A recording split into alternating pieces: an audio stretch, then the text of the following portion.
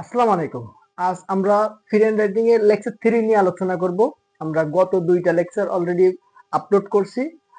তোমরা যারা লেকচার 1 এবং লেকচার 2 দেখোনি আগে ওইটা দেখবা, তারপর তোমরা লেকচার 3 টা দেখবা। ওকে, তাহলে আমরা শুরু করা যাক। আমি ভেঙে ভেঙে প্রত্যেকটা বিষয় তোমাদের সাথে কিভাবে বাংলা থেকে ইংলিশে ট্রান্সলেশন করতে হয় সেটা আমি দেখাবো।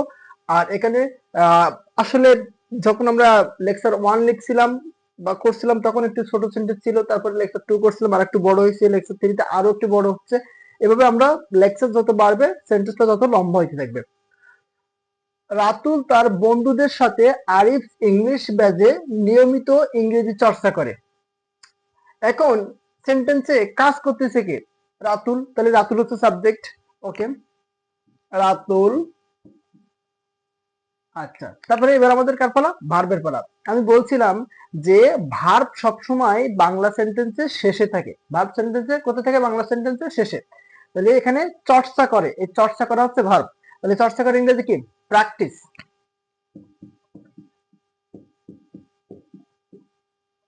আচ্ছা, যেহেতু Ratul third person singular number তাই ভার্বের সাথে একটা এস যুক্ত করে দিলাম। রাতুল প্র্যাকটিস। রাতুল প্র্যাকটিস। আচ্ছা, কি চর্চা করে? রাতুল প্র্যাকটিস কি চর্চা করে? রাতুল ইংরেজি চর্চা করে। তাহলে Ratul practice English. Ratul practice English. তাহলে রাতুল চর্চা করে, কি চর্চা করে? ইংলিশ চর্চা করে। তাহলে রাতুল প্র্যাকটিস ইংলিশ। কার সাথে? বন্ধুদের সাথে। প্রিপজিশন বাংলাতে শেষে থাকে, ইংরেজিতে আগে হয়। তাহলে উইথ, উইথ মানে সাথে, আর বন্ধুদের সাথে। তাহলে কার বন্ধুদের সাথে? তার বন্ধুদের সাথে। তাহলে হিজ ফ্রেন্ড। His friend. কোথায় চর্চা করে? আরিফ ইংলিশ ব্যাচে, তাই তো? At Arif English batch. Okay, তারপর কি বলছে? নিয়মিত, রেগুলারলি। রেগুলারলি।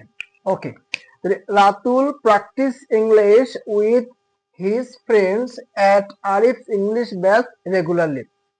সেন্টেন্সটা একটু বড় হয়ে গেছে না? আস্তে আস্তে আরো বড় হবে। দেখবা আমরা যখন 7 বা 8 যাবো লেকচার, তখন দেখবো যে পুরো বোর্ড হয়ে গেছে একটা সেন্টেন্সে।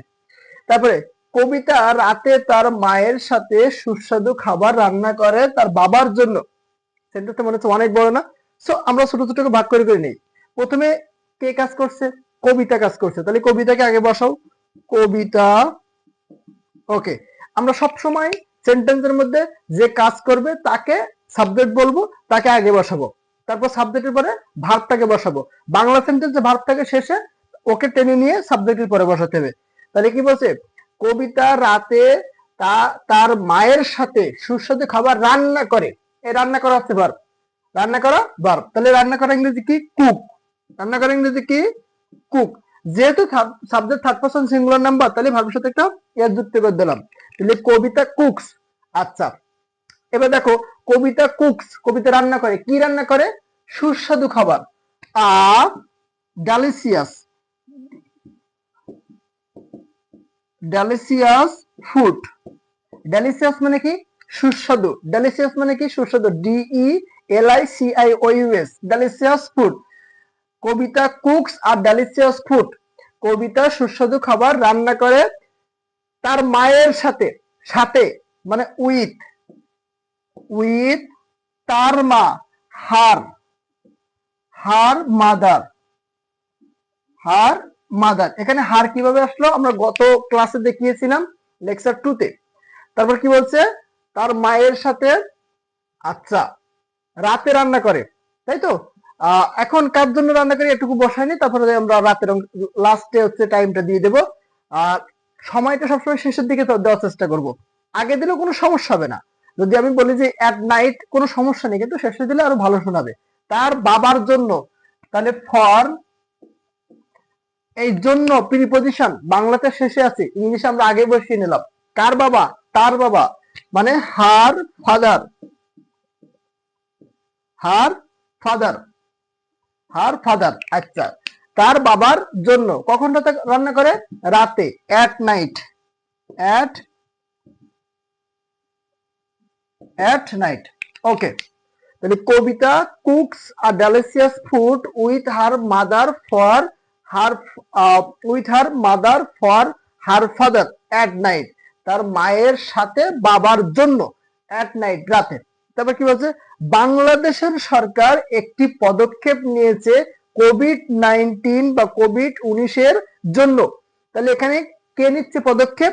বাংলাদেশের সরকার। কে নিচ্ছে পদক্ষেপ? বাংলাদেশের সরকার। আচ্ছা, এখানে একটা র আছে দেখো, তাই না? বাংলাদেশ, তারপর একটা র, তারপর হচ্ছে সরকার।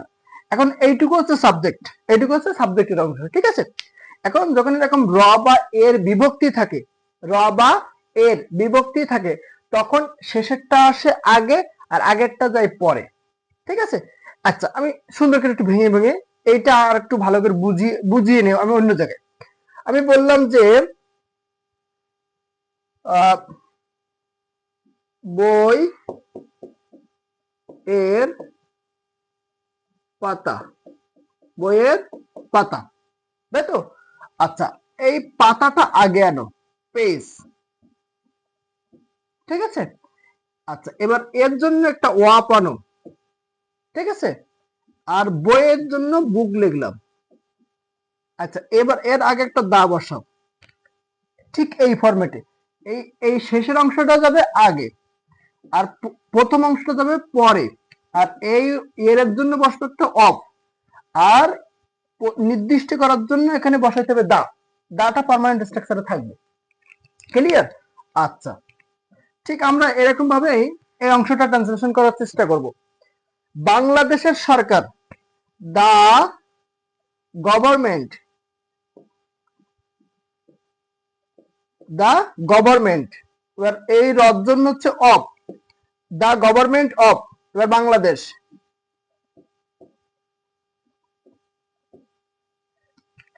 দা গভর্নমেন্ট অফ বাংলাদেশ, এইটুকু ট্রান্সলেশন করা শেষ। The government of Bangladesh. মোবাইলের camera, the camera of mobile.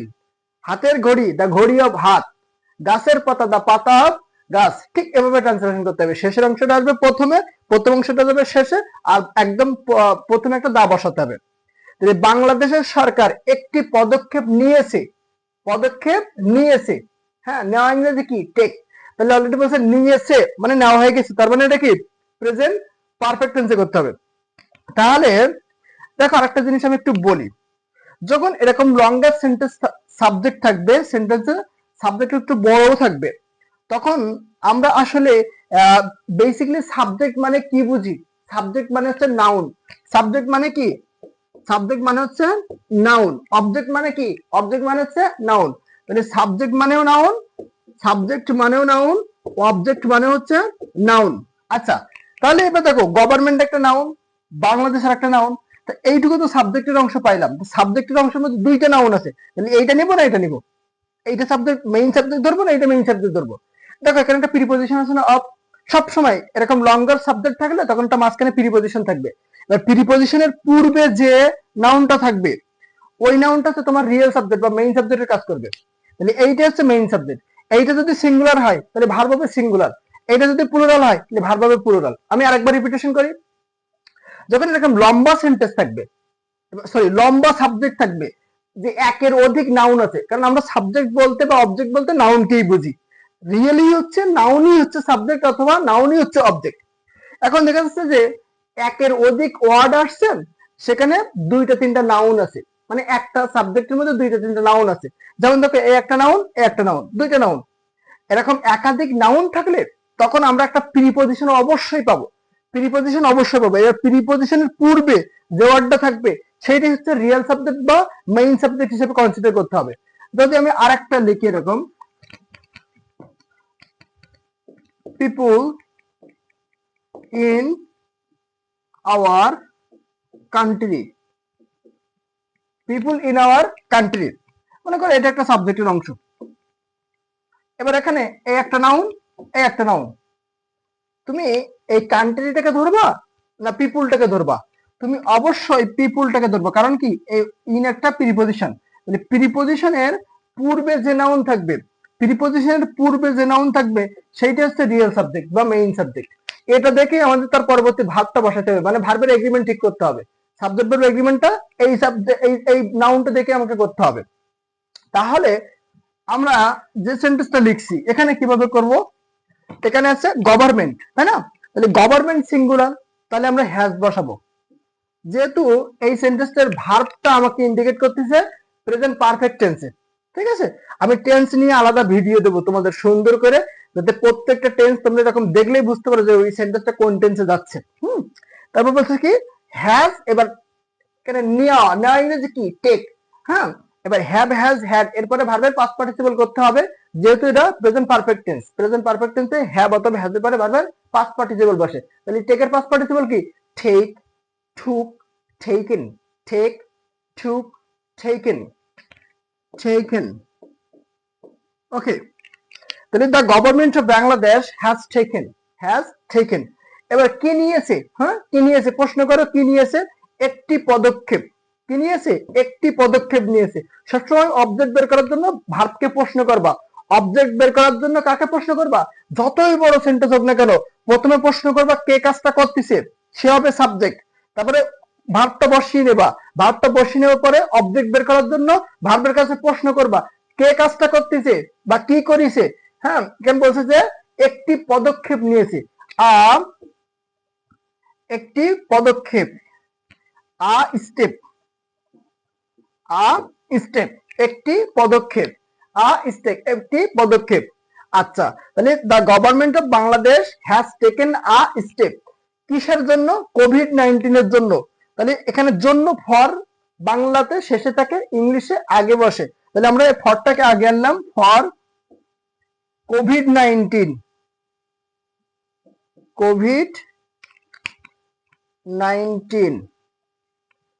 COVID-19.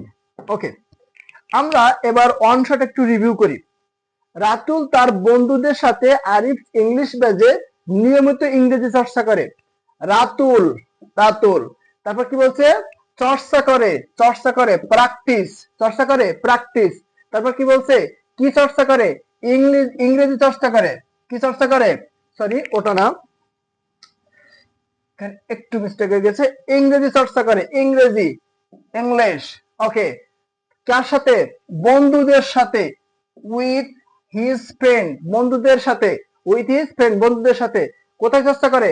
Arif English ব্যাজে, Arif English batch, at Arif English batch. আচ্ছা, প্রশ্ন আসতে পারে যে স্যার একটা কই পাইলেন, আমরা কিভাবে বুঝবো কখন এটা আনতে হবে? দেখো, আরিফ ইংলিশ ব্যাজ এটা একটা প্রতিষ্ঠান, এটা একটা কি প্রতিষ্ঠান। কোন প্রতিষ্ঠানের আগে যদি নির্দিষ্ট করে বোঝানো হয় তখন অ্যাট বসে। কোন স্থান, এটা একটা স্থান, কোন স্থানের আগে নির্দিষ্ট করে যদি বোঝানো হয় তখন অ্যাট বসে। কোন স্থানের আগে নির্দিষ্ট করে বোঝালে কি বসে? অ্যাট বসে। নির্দিষ্ট করে বোঝালে কি বসে? অ্যাট বসে। তাহলে অ্যাট আরিফ ইংলিশ ব্যাজ নিয়মিত চর্চা করে, নিয়মিত, রেগুলারলি, রেগুলারলি। ক্লিয়ার? ওকে, তারপর কি বলছে? কবিতা রাতে তার মায়ের সাথে সুস্বাদু খাবার রান্না করে তার বাবার জন্য। কে রান্না করে? কবিতা রান্না করে, কবিতা। আচ্ছা, রান্না করে, রান্না করে, কুকস, কুকস, কবিতা কুকস। অবশ্যই এসটা কিন্তু দিতে হবে, এটা কিন্তু মনে রাখতে হবে যে সাবজেক্ট যখন থার্ড পারসন সিঙ্গুলার হবে ভার্বের সাথে এস বাই যাবে। এখন সাবজেক্ট থার্ড পারসন সিঙ্গুলার কি বা পারসন কাকে বলে, কত প্রকার কি কি, আমরা লেকচার 2 তে আলোচনা করছি খুব সুন্দর করে। তাহলে কবিতা কুকস, আচ্ছা, কি রান্না করে? হ্যাঁ, বলো, একটি সুস্বাদু খাবার। তাহলে আ ডেলিশিয়াস ফুড, আ ডেলিশিয়াস ফুড। এখানে কিন্তু একটি কথা লেখা নেই, বাংলাতে সবকিছু এরকম পরিপূর্ণ লেখা থাকে না, ইংলিশে আমাকে এটা পরিপূর্ণ করে নিতে হয়। তুমি যখন ইংরেজিতে ট্রান্সলেশন করবা তখন তোমার মতন করে তুমি সুন্দর করে পরিপূর্ণ করে নিবা, নিয়ে ট্রান্সলেশন করে দিবা। আমার সাথে তোমার ট্রান্সলেশন হুবাহু মিলতে হবে এটা এটা কথা না।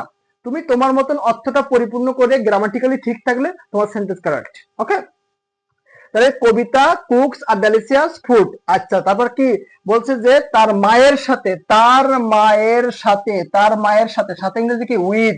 তার মা হিজ মাদার, তার মা হিজ মাদার। আচ্ছা, তার বাবার জন্য, তার বাবার জন্য, জন্য ইংরেজি কি? ফর, জন্য ইংরেজি কি? ফর, জন্য ইংরেজি কি বলো? ফর, তার বাবার জন্য। তাহলে হিজ, সরি, হার ফাদার, কবিতা যখন মেয়ে তখন বলবো হার ফাদার। কখন রান্না করে? রাতে, অ্যাট নাইট, অ্যাট নাইট, রাতে, অ্যাট নাইট।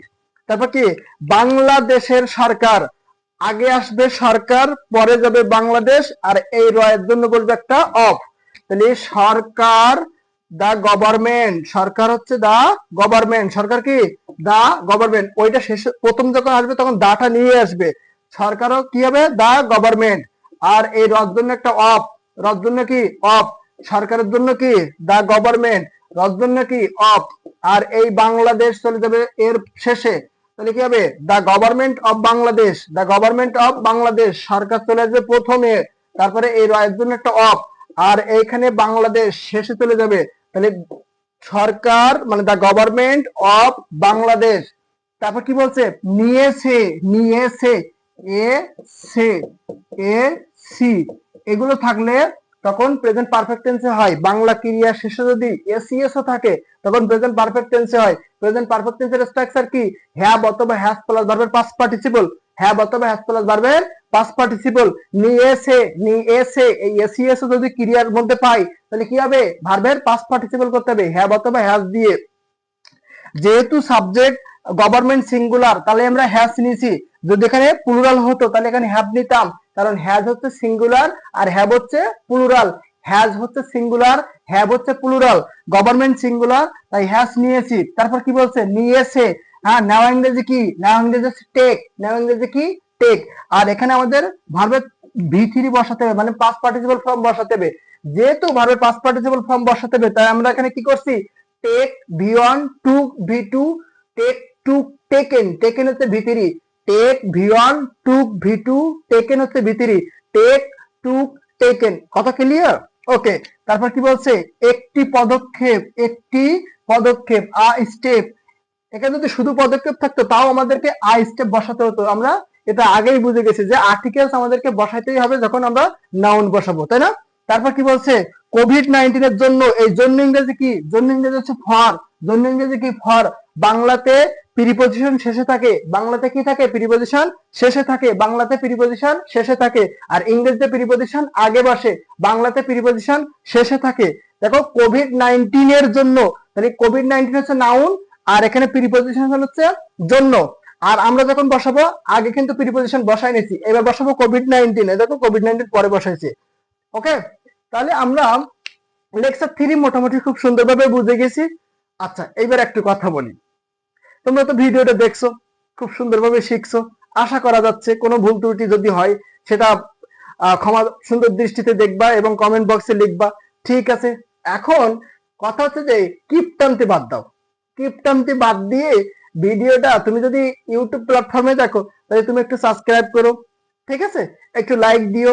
আর যদি তুমি ফেসবুক পেজে দেখো তাহলে তুমি একটু ফলোয়ার চাপ দিয়ে দিও, তুমি একটু ফলোয়ার হয়ে যেও এবং একটু লাইক করো, হ্যাঁ একটু কমেন্ট করো, যাতে এবং তোমার বন্ধুদের কাছে, প্রত্যেকটা স্টুডেন্ট যখন তুমি এই ভিডিওগুলো দেখতেছো তুমি গুনে গুনে 10টা বন্ধুদের কাছে এবং বান্ধবীদের কাছে তুমি শেয়ার দিবা। একটা ভিডিও দেখবা 10টা বান্ধবীদের কাছে শেয়ার দিবা। শেয়ার দিতে কিন্তু টাকা লাগে না বা তোমার হচ্ছে আলাদা পরিশ্রম করা লাগে না, একটু কষ্ট করে শুধু 10টা বন্ধুদের কাছে বান্ধবীদের কাছে শেয়ার দিয়ে দেবা, দিয়ে তুমি আবার নেক্সট ভিডিওতে যাবা। এতটুকু কষ্ট আমার জন্য অবশ্যই তোমাকে করতে হবে, কারণ আমি কিন্তু তোমাদের জন্য অনেকটা পরিশ্রম করে এই ভিডিওগুলো তৈরি করি। সো আমরা এরপরে লেকচার 4 নিয়ে আলোচনা করব। সেই পর্যন্ত তোমরা ভালো থাকো, সুস্থ থাকো এবং আমার জন্য দোয়া করো। তোমাদের জন্য রইল অফ্রান্ত ভালোবাসা। বাই বাই, আল্লাহ হাফেজ।